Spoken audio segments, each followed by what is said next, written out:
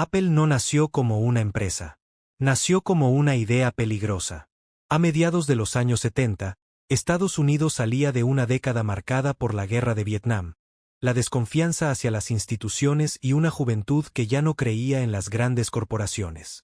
En ese clima de rebeldía, en Silicon Valley comenzaba a gestarse una revolución silenciosa. La computación dejaba de ser dominio exclusivo del gobierno y las grandes empresas. Algunos soñaban con llevar ese poder a manos de la gente común. Entre ellos estaban dos jóvenes muy distintos, unidos por una misma obsesión. Steve Wozniak era un genio tímido de la electrónica, capaz de diseñar computadoras completas con una eficiencia que nadie más lograba. Para él, crear era un acto de diversión y desafío intelectual.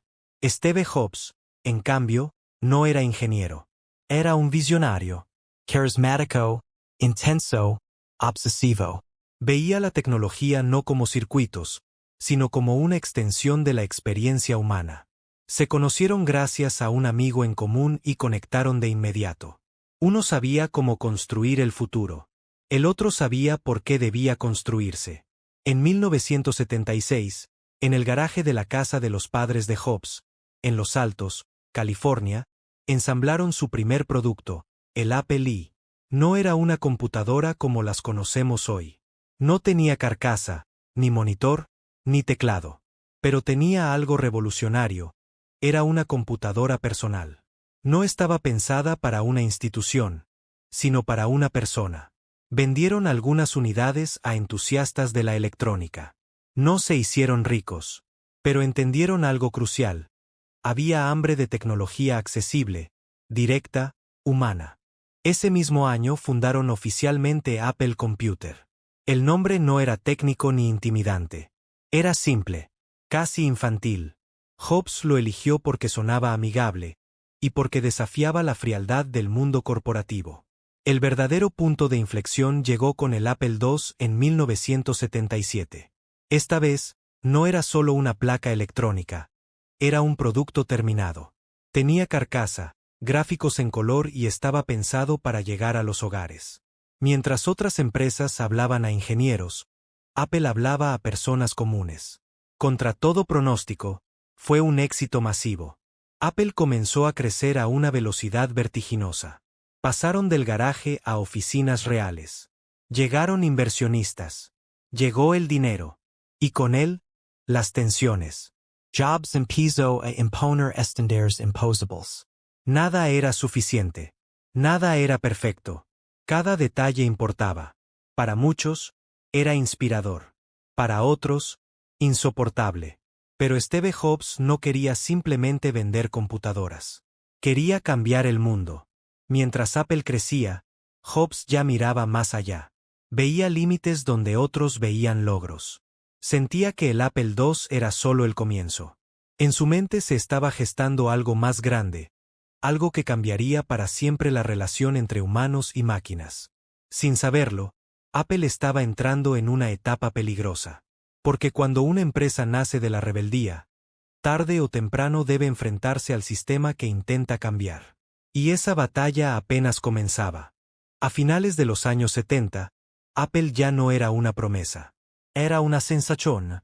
En 1980, la empresa salió a bolsa y se convirtió en una de las ofertas públicas iniciales más exitosas de la historia. De la noche a la mañana, cientos de empleados se volvieron millonarios. Steve Jobs, con apenas 25 años, era ahora una figura poderosa en Silicon Valley. Pero el dinero no lo calmó. Lo volvió más exigente, más intenso, más peligroso.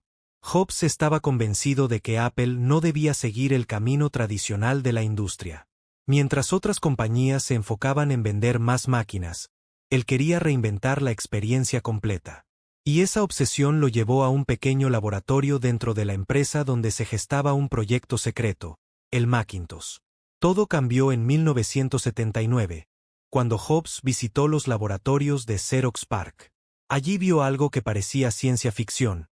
Una computadora con interfaz gráfica, ventanas, iconos y un dispositivo extraño llamado ratón. Xerox no entendió el valor de lo que tenía. Jobs sí. Salió de ese edificio convencido de haber visto el futuro. Desde ese momento, el Macintosh se convirtió en una cruzada personal. Jobs exigía lo imposible. Gritaba, humilaba, presionaba. Quería que el equipo hiciera magia. Y, en muchos sentidos, lo lograron. El Macintosh no era solo una computadora. Era una declaración de principios. La tecnología debía ser intuitiva, bella y casi invisible para el usuario. En 1984, Apple lanzó uno de los comerciales más icónicos de la historia, dirigido por Ridley Scott y transmitido durante el Super Bowl. Inspirado en la novela 1984 de George Orwell, el anuncio presentaba a Apple como el rebelde que venía a liberar al mundo del control de las grandes corporaciones. El mensaje era claro: Apple no era como las demás. El Macintosh salió al mercado ese mismo año. Pero el éxito no fue inmediato. El producto era revolucionario, sí, pero también caro y limitado. Mientras tanto, IBM y Microsoft avanzaban con sistemas más abiertos y compatibles. Dentro de Apple, la tensión crecía. Jobs chocaba constantemente con ejecutivos, ingenieros y, sobre todo, con el director general que él mismo había ayudado a contratar, John Sculley. Jobs había reclutado a Sculley desde Pepsi con una frase que se volvería legendaria. ¿Quieres vender agua azucarada el resto de tu vida? ¿O quieres venir conmigo y cambiar el mundo? Lo que no imaginó es que, años después, ese mismo hombre sería clave en su caída. En 1985, tras meses de luchas internas, el consejo directivo tomó una decisión devastadora. Steve Jobs fue despojado de poder. Ya no lideraba el Macintosh. Ya no tomaba decisiones clave. Su propia empresa le había dado la espalda. Humillado, aislado y furioso, Jobs renunció. Apple había expulsado a su fundador. Y nadie sabía si acababan de salvar a la empresa o de condenarla. La traición estaba consumada. Y las consecuencias apenas comenzaban a sentirse. Cuando Steve Jobs salió por la puerta de Apple en 1985, la empresa respiró aliviada. Al menos, eso parecía. Sin su fundador, Apple era ahora una compañía más ordenada, más corporativa, más predecible. Tenía dinero, prestigio y millones de usuarios. Pero había perdido algo difícil de medir: su brújula. Durante los años siguientes, Apple comenzó a fragmentarse. En lugar de una visión clara, surgieron múltiples líneas de productos que competían entre sí. Había demasiados modelos, demasiadas variaciones, demasiadas decisiones tomadas por comité. La identidad que alguna vez había distinguido a Apple empezó a diluirse. Mientras tanto, el mundo avanzaba sin esperar. Microsoft, liderado por Bill Gates, tomó una ruta opuesta. En lugar de controlar cada aspecto del hardware y el software, apostó por licenciar Windows a múltiples fabricantes. El resultado fue devastador para Apple. Windows se volvió omnipresente, barato, familiar y, poco a poco, dominante. Apple seguía siendo innovadora, pero ya no marcaba el ritmo. Reaccionaba en lugar de liderar. La empresa lanzó productos ambiciosos pero mal ejecutados. El Apple Lisa fue demasiado caro. El Newton, uno de los primeros asistentes digitales personales, llegó antes de que la tecnología estuviera lista y se convirtió en objeto de burla. Cada nuevo lanzamiento parecía confirmar la misma sensación. Apple ya no entendía a su propio público. A principios de los años 90, la situación se volvió crítica. Las ventas se estancaron. Los costos aumentaron. Los desarrolladores comenzaban a abandonar la plataforma. Internamente, Apple estaba dividida en silos, sin una dirección unificada. Paradójicamente, mientras Apple se desmoronaba lentamente, Steve Jobs estaba creciendo. Tras su salida, Jobs fundó Next, una nueva empresa de computadoras enfocada en el mercado educativo y profesional. Next no tuvo éxito comercial, pero se convirtió en un laboratorio de ideas. Allí, Jobs aprendió lecciones dolorosas sobre liderazgo, gestión y enfoque. Comprendió que la genialidad sin disciplina podía destruir incluso las mejores ideas. Al mismo tiempo, Jobs compró una pequeña división de animación de Lucasfilm por $5 millones. La rebautizó como Pixar. Durante años fue un fracaso financiero. Pero Jobs insistió. Apostó por el talento creativo y la tecnología. En 1995, Pixar lanzó Toy Story, el primer largometraje animado completamente por computadora. Fue un éxito histórico. Mientras Apple perdía relevancia, Jobs se convertía en un líder más completo.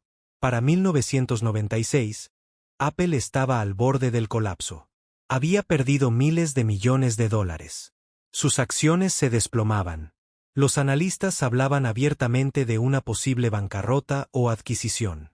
La empresa que había prometido cambiar el mundo estaba a punto de desaparecer. Desesperada, Apple tomó una decisión impensable: comprar Next.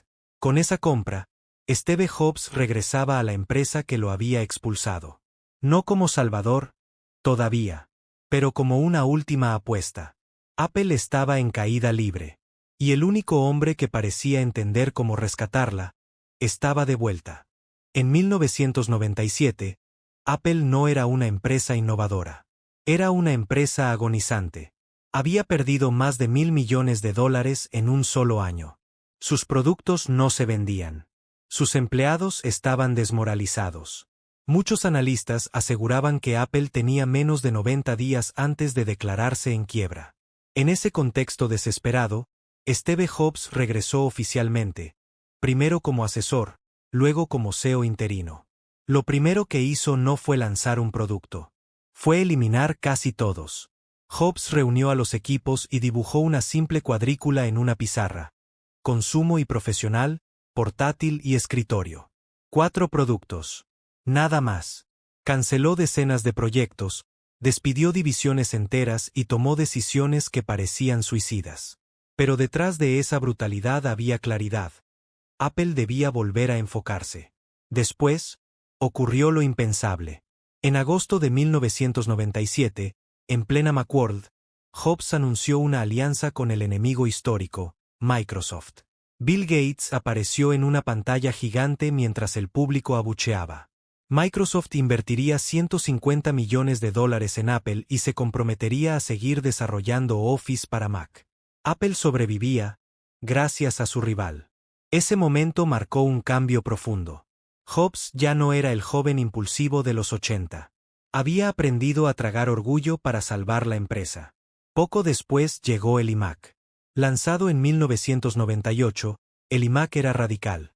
Transparente, colorido, sin disquetera, con un diseño que rompía todas las reglas de la industria. No era solo una computadora, era una declaración estética. Apple volvía a differentiarse. Y el mercado respondió. El iMac se convirtió en un éxito inmediato y devolvió a Apple a la conversación global. Pero Jobs sabía que no bastaba con vender computadoras bonitas. Había que cambiar la narrativa. Así nació la campaña Think Different. En lugar de hablar de especificaciones técnicas, Apple celebraba a los rebeldes, los creativos, los inconformes. Einstein, Gandhi, Picasso. El mensaje era claro. Apple no vendía máquinas, vendía una forma de pensar.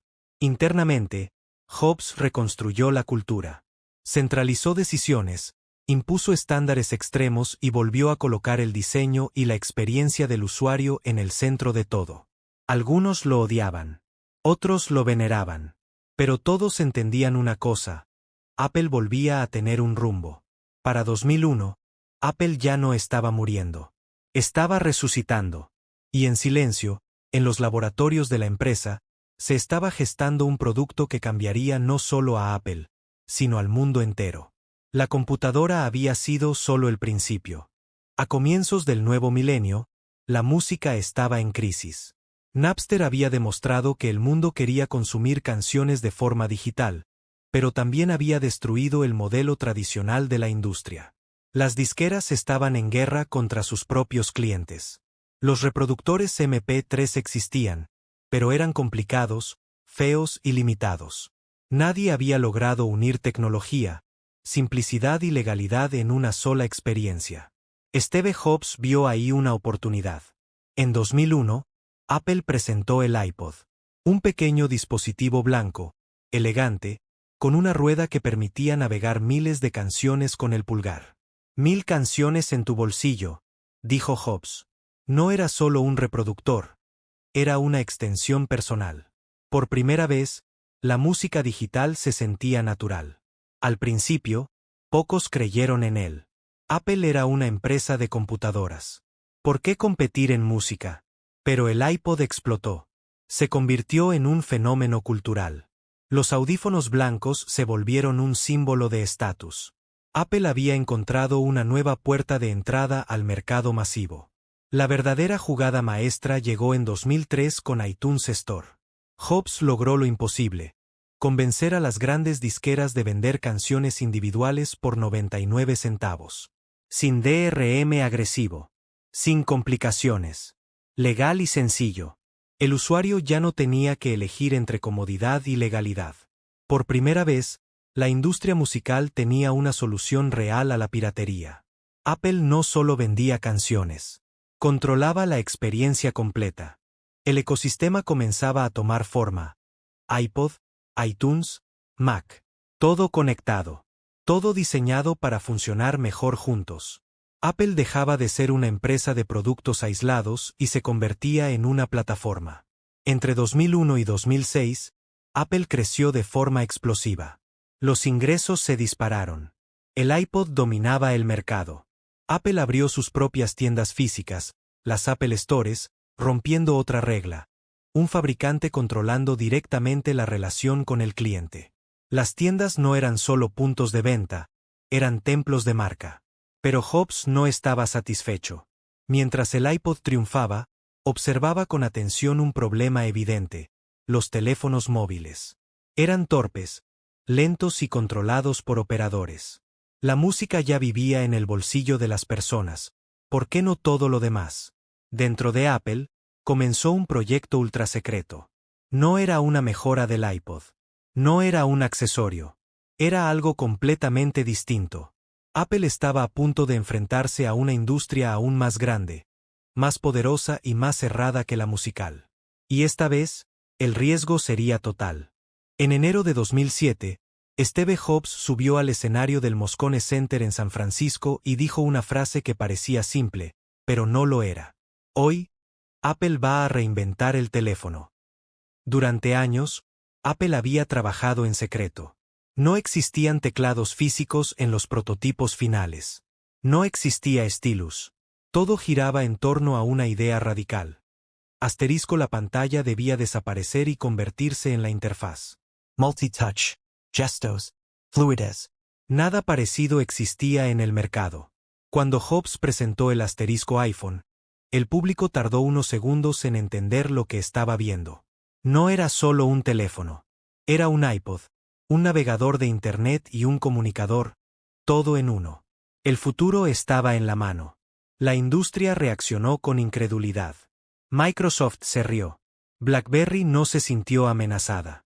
Nokia subestimó el impacto. Pero el consumidor entendió algo de inmediato: nada volvería a ser igual. El iPhone redefinió expectativas.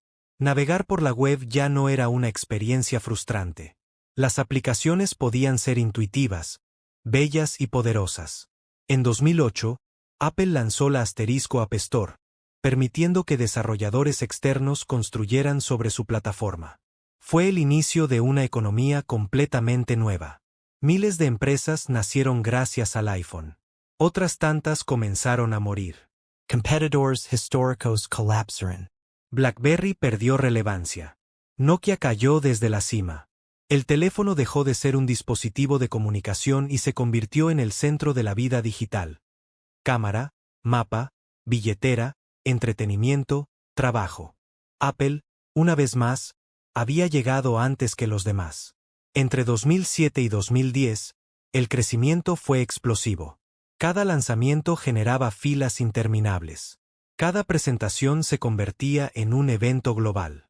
Steve Jobs, visiblemente deteriorado por la enfermedad, seguía liderando con la misma intensidad obsesiva. Pero detrás del éxito había presión. Apple se había transformado en un gigante. Y con ese tamaño llegaban nuevas preguntas. ¿Podía seguir innovando al mismo ritmo? ¿Dependía demasiado de un solo producto? ¿Qué pasaría cuando Steve Jobs ya no estuviera? En 2010, Apple presentó el iPad, una apuesta arriesgada que muchos calificaron de innecesaria. Pero, como antes, Apple estaba redefiniendo otra categoría. Sin embargo, el tiempo se agotaba. La salud de Steve Jobs empeoraba. El visionario que había rescatado a Apple se preparaba, en silencio, para un futuro donde ya no estaría al mando. Y por primera vez, el mundo comenzó a preguntarse: Apple puede sobrevivir sin Steve Jobs? El 5 de octubre de 2011, el mundo se detuvo por un instante. Steve Jobs había muerto. Las portadas no hablaban solo de un empresario, sino de un arquitecto del mundo moderno. Para Apple, la pérdida era absoluta. El hombre que había definido cada detalle, cada decisión, cada producto, ya no estaba. Y la pregunta era inevitable: ¿qué quedaba de Apple sin su visionario? El liderazgo pasó a Tim Cook, un ejecutivo completamente distinto. Donde Jobs era impulsivo y carismático, Cook era metódico y silencioso. Experto en logística y operaciones, no en presentaciones épicas. Muchos dudaron. Algunos apostaron abiertamente por el declive. Pero Apple no colapsó. Bajo Cook, la empresa se volvió más eficiente que nunca. Las cadenas de suministro se perfeccionaron. La producción alcanzó escalas sin precedentes. Apple comenzó a romper récords financieros año tras año, convirtiéndose en una de las empresas más rentables de la historia. Sin embargo, las críticas no tardaron. Se acusaba a Apple de jugar a lo seguro, de lanzar versiones incrementals, de vivir del legado de Jobs. Cada nuevo iPhone era comparado con el anterior, buscando la revolución que ya no llegaba de forma evidente. Apple seguía dominando, pero el mito comenzaba a erosionarse. En respuesta, Apple cambió de enfoque. A partir de 2014, la empresa apostó fuerte por los servicios: Apple Music, iCloud, Apple Pay, Apple TV. El objetivo era claro: reducir la dependencia del hardware y construir ingresos recurrentes. Apple dejaba de ser solo un fabricante de dispositivos y se convertía en un ecosistema digital completo. Al mismo tiempo, Apple empezó a posicionarse como defensora de la privacidad. En un mundo dominado por la recolección masiva de datos, Apple eligió un discurso distinto: el usuario no es el producto. Fue una decisión estratégica y también ideológica. Para 2018, Apple se convirtió en la primera empresa en alcanzar una valoración de $1 billón. Un logro impensable años atrás. Y aún así, la duda persistía. ¿Era esto innovación o simplemente poder de marca? Apple había sobrevivido a la muerte de su fundador. Pero ahora enfrentaba un reto más complejo: demostrar que no solo sabía preservar un legado, sino crear uno nuevo. En la década de 2020, Apple ya no compite como una empresa más. Compite como una fuerza estructural del mundo moderno. Con más de 1.000 millones de dispositivos activos, Apple se convirtió en la compañía más valiosa del planeta. Pero el verdadero cambio no estaba en los números, sino en el control. Control del hardware, del software, de los servicios, y ahora, del corazón tecnológico de sus productos. En 2020, Apple dio un paso que redefinió su futuro. Abandonó los procesadores de Intel y lanzó sus propios chips, comenzando con el Apple Silicon M1. La industria dudó, pero el resultado fue contundente: más potencia, mayor eficiencia y una integración total entre dispositivos. Apple ya no dependía de nadie para innovar. Al mismo tiempo, el mundo entró en una era de crisis global. Pandemia, cambios en el trabajo, nuevas formas de vivir conectados. Apple se adaptó rápido. Sus dispositivos se volvieron herramientas esenciales para estudiar, trabajar y comunicarse. La tecnología dejó de ser un lujo y se volvió infraestructura. Pero Apple no se detuvo ahí. La empresa profundizó su apuesta por los servicios, la salud, la privacidad y la realidad mixta. Con el lanzamiento del Apple Watch como herramienta médica, y más tarde con Vision Pro, Apple buscó redefinir cómo interactuamos con la tecnología, no a través de pantallas, sino de experiencias inmersivas. Al mismo tiempo, surgió un nuevo desafío: la inteligencia artificial. Mientras otras empresas corrían hacia modelos abiertos y recolección masiva de datos, Apple tomó un camino distinto. IA integrada, privada, distribuida en el dispositivo. Menos espectáculo. Más control. Una decisión que muchos criticaron, pero que podría definir la próxima década. Hoy, Apple enfrenta una paradoja. La empresa que nació como rebelde es ahora el sistema que alguna vez desafió. La marca que prometía pensar diferente debe demostrar que todavía puede hacerlo cuando es líder del mercado. Ya no lucha por sobrevivir, lucha por no volverse complaciente. Y sin embargo, su legado es innegable.